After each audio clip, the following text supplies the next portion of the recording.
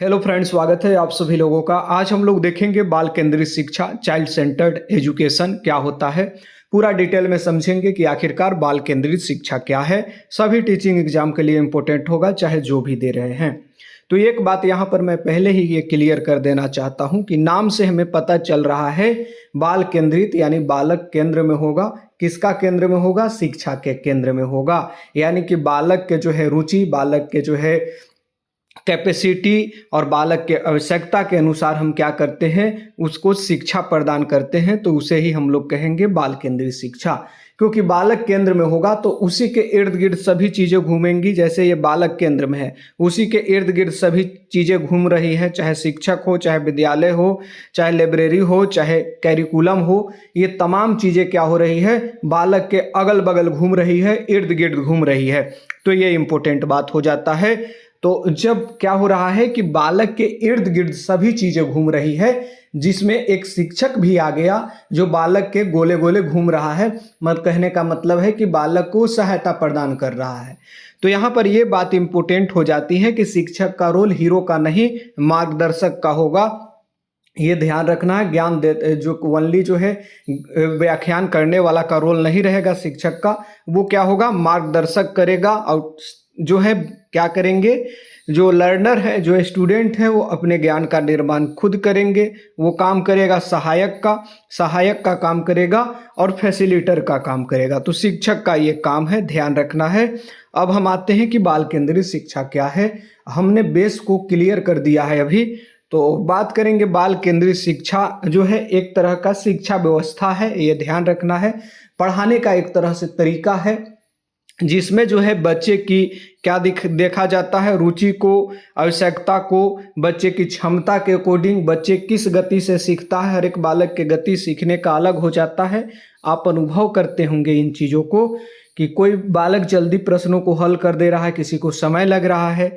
तो व्यक्तिगत भिन्नताएं होती है, अलग गति हो जाती है, अलग क्षमताएं हो जाती है, अलग आवश्यकताएं हो जाती है। यानी कि क्या है, बालक के जो है यहाँ पर रुचि, आवश्यकता, क्षमता, गति, अनुभव, उसकी जिज्ञासा और व्यक्तिगत भिन्नताओं को ध्यान में रखकर शिक्षण अधिगम प्रक्रिया आयोजित की जाती है। तो इसे ही हम लोग कहते हैं बाल केंद्रित शिक्षा। यानी कि बालक के तमाम चीज़ों को हम यहाँ पर रख रहे हैं, चाहे उसका रुचि हो, चाहे उसका जो है यहाँ पर कैपेसिटी हो, आवश्यकता हो, और जो है अनुभव हो, जिज्ञासा हो, व्यक्तिगत भिन्नताएं हो। तमाम चीज़ों को हम लोग पठन और पढ़ने और पढ़ाने वाले प्रक्रिया यहाँ पर बात कर लें तो शिक्षण अधिगम प्रक्रिया में, यानी लर्निंग टीचिंग वाला में, टीचिंग लर्निंग प्रोसेस में उसे हम लोग क्या रखते हैं, इन चीज़ों को।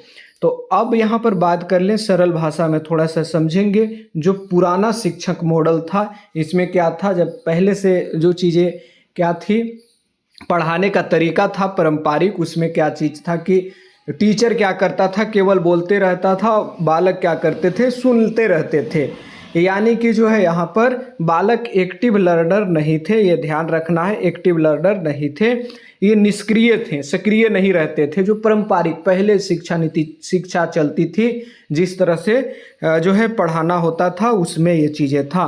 किताब जो है मुख्य स्रोत था और परीक्षा जो है मुख्य उद्देश्य होता था पढ़ने का, कि परीक्षा में पास करना है। ये सब पारंपरिक यानी ट्रेडिशनल टीचिंग मेथड था। लेकिन अब देखिए जो मॉडर्न है, आधुनिक जो शिक्षण पद्धति है, इसमें क्या है, जब बाल केंद्रित मॉडल आता है, यानी कि बालक को केंद्र में रखा जाता है शिक्षा के।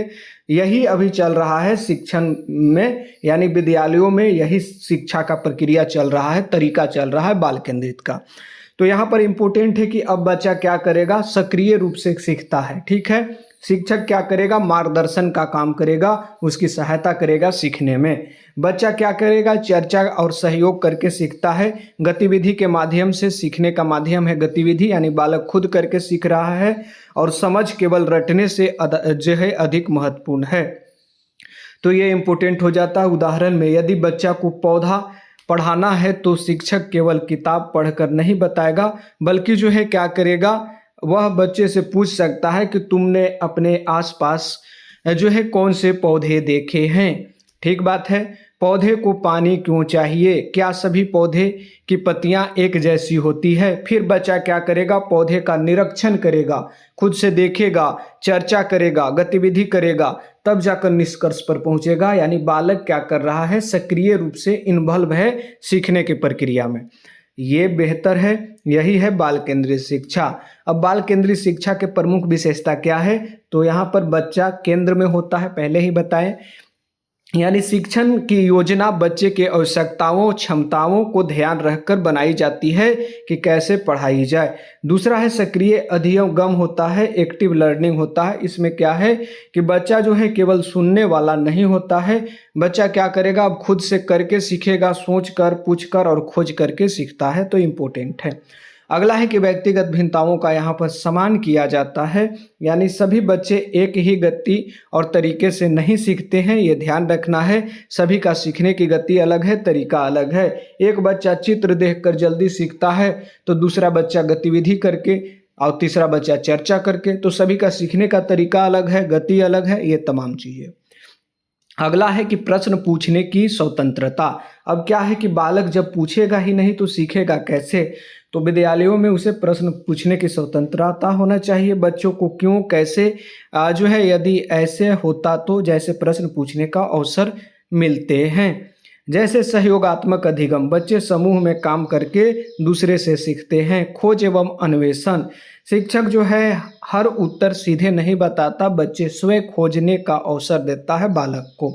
पूर्व ज्ञान का उपयोग, जैसे बालक जब विद्यालय पहुंचता है तो अपने परिवार, आस पड़ोस और समाज से कुछ न कुछ चीज़ें सीख कर पहुंचता है विद्यालय में। तो पूर्व ज्ञान का उपयोग जो है, नया ज्ञान बच्चे के पहले से मौजूद अनुभव और ज्ञान से जोड़ा जाता है। गतिविधि आधारित शिक्षण करवाया जाएगा, जिसमें बालक को खेल के माध्यम से सिखाया जाएगा। प्रयोजन, प्रोजेक्ट जिसे कहते हैं, प्रयोग, चर्चा जो है, यहाँ पर रोल प्ले जो है, भूमिका अभिनय आदि के उपयोग किया जाता है। सुरक्षित एवं जो है लोकतांत्रिक वातावरण रहता है। यहाँ पर बच्चे बिना डर के अपनी बात रख सकते हैं, ऐसा वातावरण होना चाहिए, तब तो बालक पूछेगा। निरंतर आकलन होना चाहिए, यानी कि केवल ये नहीं कि साल के अंत में परीक्षा ले लिए और उसे मार्कशीट दे दिए, ऐसा नहीं होना चाहिए। आकलन जो है निरंतर होना चाहिए, यानी कि केवल अंतिम परीक्षा पर निर्भर रहने के बजाय सीखने की प्रक्रिया के दौरान भी आकलन किया जाता है, तो ये इम्पोर्टेंट है। शिक्षक की भूमिका थोड़ा सा देखेंगे। बाल केंद्रित शिक्षा में शिक्षक की भूमिका बदल जाती है। शिक्षक जो है केवल यह नहीं करता मैं बोलूँगा बच्चे सुनेंगे, ये गलत है। शिक्षक क्या करेगा, शिक्षक का काम क्या होगा, बाल केंद्रित शिक्षा जब चल रही है तो शिक्षक फैसिलिटेटर का काम करेगा, यानी सीखने में सुविधा प्रदान करेगा। गाइड का काम करेगा, मार्गदर्शन करेगा बालकों का। मोटिवेटर का काम करेगा, प्रेरित करेगा। ऑब्जर्वर का काम करेगा, बच्चे का अवलोकन करता है। जो है एसेसियर का काम करेगा, सीखने का आकलन करेगा। और जो है को लर्नर का काम करेगा, यानी कि बच्चे के साथ सीखने की प्रक्रिया में सहभागी बनता है। तो ये सब शिक्षक का कार्य है, ये ध्यान रखना है। ऐसा नहीं ये सभी टीचिंग एग्जाम में काम करेगा, चाहे सामान्य टीचिंग एग्जाम दे रहे हो, चाहे हाई लेवल का कोई भी एग्जाम दे रहे हो, सभी टीचिंग एग्जाम में बहुत ही इम्पोर्टेंट टॉपिक है और इसीलिए मैं पूरा डिटेल कर रहा हूँ। बच्चा पूछता है चांद हमारे साथ क्यों चलता है, चलता हुआ दिखाई देता है। तो शिक्षक तुरंत उत्तर देने के बजाय बच्चों से प्रश्न करता है और गतिविधि द्वारा उन्हें विचार करने का अवसर दे सकता है। अगला है बाल केंद्रित शिक्षा में बच्चे की भूमिका। बाल केंद्रित शिक्षा में बालक की क्या भूमिका होगी ये समझेंगे। अभी हमने देखा टीचर की भूमिका, तो बालक की भूमिका भी देख लेना जरूरी है कि बालक की भूमिका क्या होगी। तो बालक सक्रिय विद्यार्थी होगा, खुद करके सीखेगा, प्रश्न पूछेगा, समस्या समाधान करता होगा, खुद करेगा, खोज करता होगा, विचारक होगा, सहयोगी होगा, अपने अनुभवों से सीखने वाला होगा। अगला है कि शिक्षक केंद्रित बनाम बाल केंद्रित। तो शिक्षक केंद्रित बनाम बाल केंद्रित की जब बात होती है तो शिक्षक केंद्रित में क्या होता है, शिक्षक प्रमुख होता है और बाल केंद्रित में बच्चा प्रमुख होगा। और शिक्षक केंद्रित में व्याख्यान पर जोर देगा, लेकिन बाल केंद्रित पर गतिविधि पर जोर दिया जाएगा।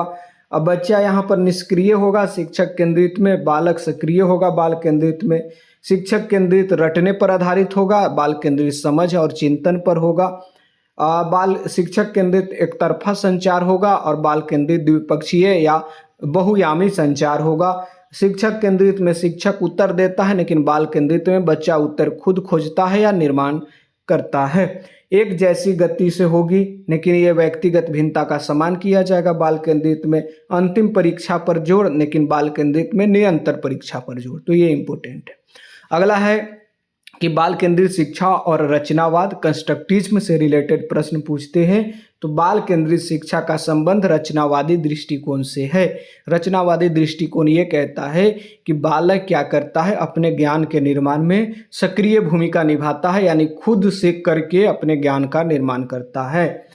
जैसे रचनावाद क्या कहता है, बच्चा ज्ञान को केवल शिक्षक से प्राप्त नहीं करता, बल्कि अपने पूर्व ज्ञान, अनुभव, गतिविधि और सामाजिक संवाद के आधार पर ज्ञान का निर्माण करता है। इसमें दो जो है प्रमुख मनोवैज्ञानिक आते हैं, पियाजे और दूसरा वाइगोस्की। पियाजे के अनुसार बच्चे जो है अपने अनुभव के आधार पर मानसिक संरचनाओं का निर्माण करते हैं। जो अपना अनुभव है उसके आधार पर जो है ये ज्ञान का निर्माण कर रहे हैं, पियाजे मानते हैं। वहीं वाइगोस्की मानते हैं कि बालक जो है सामाजिक अंतःक्रिया और भाषा के माध्यम से अपने ज्ञान का निर्माण करता है। वाइगोस्की दो अवधारणा दिए हैं, जेडपीडी और एस्केप फोल्डिंग की। जेडपीडी का कहने का मतलब ये है कि जोन ऑफ प्रोक्सिमल डेवलपमेंट, यानी कि जो बालक खुद कर रहा है किसी काम को और वो किसी जो है टीचर के सहायता से, चाहे MK और मोर नॉलेजेबल अदर कोई भी हो सकता है, पेरेंट्स, उसके सहपाठी जो ज़्यादा जान रहे हैं उसके सहायता से कर रहा है, तो उसके बीच के क्षेत्र को जेडपीडी कहा गया है। बस एस्केप फोल्डिंग क्या है? एस्केप फोल्डिंग जो है एक अस्थायी सहायता होता है। जैसे क्या हो रहा है कि कोई प्रश्न बना रहा है बालक, वहाँ पर वो अटक जा रहा है, नहीं बना पा रहा है, तो शिक्षक के सहायता से क्या करता है, वो प्रश्नों को बनाता है। इसे ही एस्केप फोल्डिंग कहते हैं, या पाड़ देना, या जो है यहाँ पर ध्यान रखना है, ये अस्थायी सहायता होता है। उदाहरण में बच्चा अकेले 2 अंक की गणना कर सकता है, लेकिन शिक्षक के संकेत से और थोड़ी सहायता से 3 अंकों की गणना कर लेगा, जोड़ कर लेगा। तो ये क्या है? एस्केप फोल्डिंग है। यह वही क्षेत्र है जहाँ उचित सहायता बच्चों के सीखने को आगे बढ़ाती है। ध्यान रखना है। तो ये क्या हो गया? जेडपीडी हो गया। ये ध्यान रखना है। आगे बढ़ते हैं। बाल केंद्रित शिक्षण की प्रमुख विधियाँ क्या क्या है, थोड़ा सा समझ लीजिए। थोड़ा पियाजे को समझा देते हैं। ये इन्होंने 4 अवस्थाओं को बताया है कि इसी अवस्था से होकर बालक का विकास होता है, और अलग अलग अवस्थाओं में अलग अलग जो है उसके विकास होते हैं, अलग अलग चीज़ों का। तो ये ध्यान रखना है। तो इन्होंने 0 से 2 वर्ष संवेदी गामक अवस्था, 2 से 7 वर्ष पूर्व संक्रियात्मक अवस्था, 7 से 11 मूर्त संक्रियात्मक अवस्था और 11 प्लस औपचारिक संक्रियात्मक अवस्था, 4 अवस्था बताया है। अब आते हैं बाल केंद्रित शिक्षण की प्रमुख विधियां, यानी कि बाल केंद्रित शिक्षण आप कराना चाहते हैं विद्यालयों में, तो क्या अच्छा तरीका होगा? खेल विधि, यानी छोटे बच्चों के लिए जो है खेल माध्यम से सीखना बहुत अच्छा होता है। प्रयोग विधि, विज्ञान में करके सीखना। प्रयोजन विधि, किसी वास्तविक समस्या विशेष जो है विषय को योजनाबद्ध कार्य। चर्चा विधि, जिसमें बच्चे को विचार व्यक्त करने का अवसर मिलता है। खोज विधि, इसमें सभी में देखिए बालक सक्रिय है। खोज विधि, बच्चा जो है स्वयं नियम या निष्कर्ष खोजने का प्रयास करता है। समस्या समाधान विधि, वास्तविक और शैक्षिक समस्या देखकर समाधान खोजने का अवसर। सहयोगात्मक विधि, छोटे समूह में मिलकर सीखना। अब आते हैं व्यक्तिगत भिन्नताएं और बाल केंद्रित शिक्षण, यानी हर एक बालक क्या है, कुछ न कुछ उसमें अंतर है। एक बालक दूसरे से भिन्न है, अलग है, ये ध्यान रखना है। जब अलग होगा तो शिक्षा का तरीका भी अलग होना चाहिए सभी के लिए। हर बच्चा अलग होता है। अंतर किस किस चीज़ में हो सकता है? उसके बुद्धि में, रुचि में, सीखने की गति, पूर्व ज्ञान, भाषा में अंतर हो सकता है बालकों में। हो सकता है कोई जल्दी चीज़ों को करे, किसी को समय लगे। हो सकता है कि आप जो है साइंस को बेहतर पढ़ते हो, अगला संगीत को पढ़ता हो, जानता हो, तो रुचि अलग अलग हो सकती है। आप फुटबॉल खेलते हो, क्रिकेट खेलता हो, सीखने की गति अलग होगी। पूर्व ज्ञान, अब बालक का पूर्व ज्ञान कैसा है, ये इम्पोर्टेंट है। भाषा, अभिप्रेरणा और सामाजिक अनुभव के आधार पर जो है व्यक्तिगत भिन्नताएं आ जाती है। सभी बच्चों को बिल्कुल एक ही तरीके से पढ़ाना गलत है।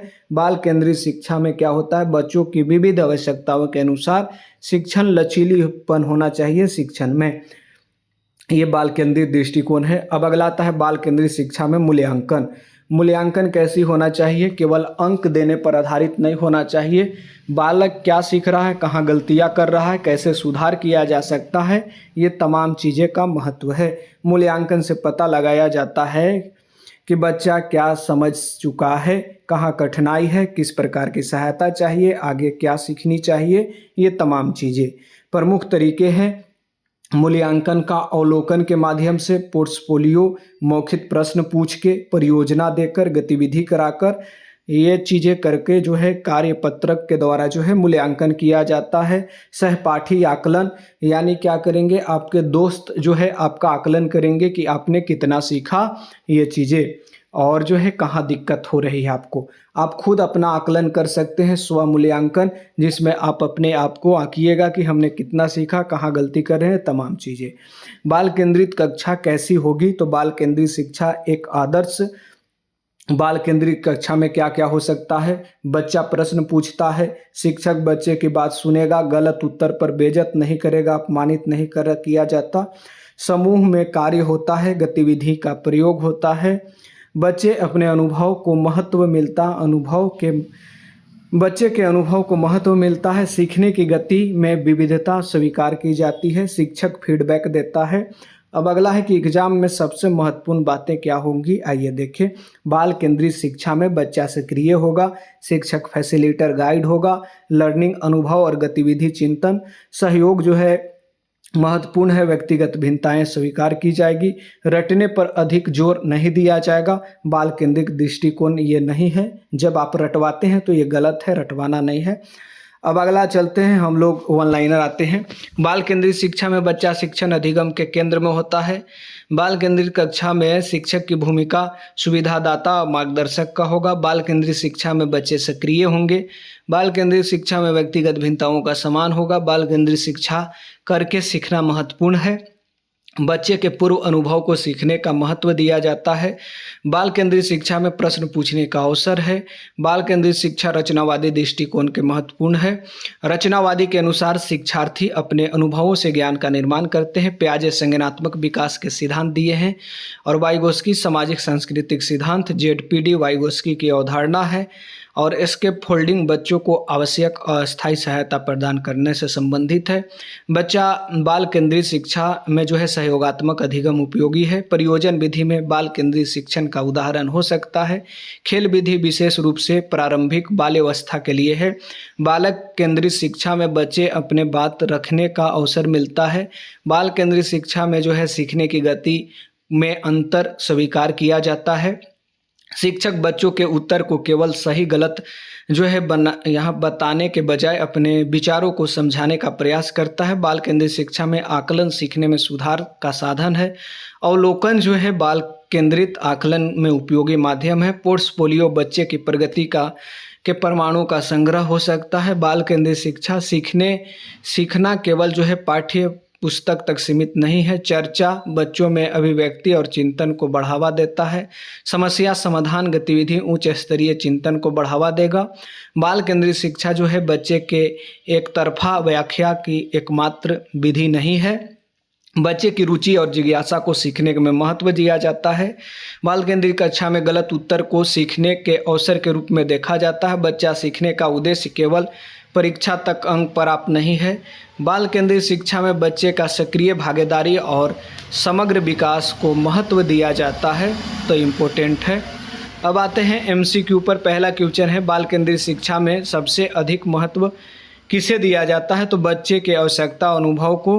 बाल केंद्रित कक्षा में शिक्षक की भूमिका क्या होगी? सुविधादाता और मार्गदर्शक की। निम्नलिखित में कौन सा बाल केंद्रित शिक्षा का उदाहरण है? बच्चे समूह में समस्या समाधान करते हैं, ये खुद कर रहे हैं, तो बाल केंद्रित का उदाहरण है। बाल केंद्रित शिक्षा किस दृष्टिकोण से संबंधित दृष्टिकोण से सबसे अधिक जुड़ी है? तो ये बाल केंद्रित रचनावाद से जुड़ी हुई है, ये ध्यान रखना है। अगला देखते हैं, रचनावादी दृष्टिकोण के अनुसार बच्चा क्या होगा? स्वयं ज्ञान का निर्माण करता है। जेडपीडी की अवधारणा किससे संबंधित है? तो वाइगोस्की है। आगे बढ़ेंगे। बाल केंद्रित कक्षा में व्यक्तिगत भिन्नताओं का स्थान क्या स्थान है, तो उन्हें स्वीकार किया जाता है। निम्न में कौन सा सक्रिय अधिगम का उदाहरण है? प्रयोग निष्कर्ष निकालना। बाल केंद्रित शिक्षा में बच्चे के पूर्व ज्ञान का उपयोग क्यों किया जाता है? नए ज्ञान को पूर्व अनुभव से जोड़ने के लिए। बाल केंद्रित कक्षा में गलत उत्तर मिलने पर शिक्षक को क्या करना चाहिए? उनके विचार को समझकर उचित फीडबैक देगा। एस्केप फोल्डिंग का अर्थ क्या है? एस्केप फोल्डिंग का अर्थ है सीखने में आवश्यक अस्थायी सहायता देना। आगे बढ़ेंगे। बाल केंद्रित शिक्षा में कौन सी विधि सबसे विशेष रूप से उपयुक्त है? प्रयोजन विधि, क्योंकि खुद कर रहा है बालक। बाल केंद्रित शिक्षा में आकलन का मुख्य उद्देश्य क्या होना चाहिए? सीखने को समझना और सुधारना। निम्न में कौन सा बाल केंद्रित कक्षा की विशेषता है? सक्रिय सहभागिता। सहयोगात्मक अधिगम में क्या होता है? बच्चे मिलकर सीखते हैं। बाल केंद्रित शिक्षा में सबसे उपयुक्त शिक्षण कौन सा है? जो बच्चे को खोजने और सोचने का अवसर दे। करके सीखना किससे संबंधित है? तो सक्रिय अधिगम से। बाल केंद्रित कक्षा में बच्चे की रुचि को जो है यहाँ पर शिक्षण योजना में उपयोगी आधार हो सकता है। निम्नलिखित में कौन सा बाल केंद्रित शिक्षा के विपरीत है? खोजपरक गतिविधि विपरीत है। बाल केंद्रित शिक्षा का जो है व्यापक उद्देश्य क्या चीज़ है? तो बच्चे के सक्रिय और समग्र विकास को बढ़ावा देना। सुपर रिविजन देखें। बाल केंद्रित शिक्षा में बच्चा केंद्र में, सक्रिय अधिगम, खोज और अनुभव, सहयोग, व्यक्तिगत भिन्नताओं का सम्मान, शिक्षक फैसिलिटर होगा, आकलन सीखने में सुधार के लिए किया जाना चाहिए, और जो है उद्देश्य समग्र विकास होना बाल केंद्रित शिक्षा का उद्देश्य है। बच्चे निष्क्रिय श्रोता बनाना गलत है। शिक्षक ही ज्ञान का एकमात्र स्रोत गलत है। सभी बच्चों को एक ही तरीका से पढ़ाना गलत है। बच्चों को गतिविधि और खोज का अनुभव का अवसर देना ये सही है। ये ध्यान रखना है। तो बाल केंद्रित शिक्षा में सबसे महत्वपूर्ण शब्द याद रखें। सक्रिय बच्चा होगा, मार्गदर्शक शिक्षक होगा, अनुभव आधारित सीखना होगा, व्यक्तिगत भिन्नताओं का सम्मान होगा। चलिए वीडियो को जहाँ तक हो सके दोस्तों यारों को शेयर कीजिए, लाइक सब्सक्राइब कीजिए। धन्यवाद।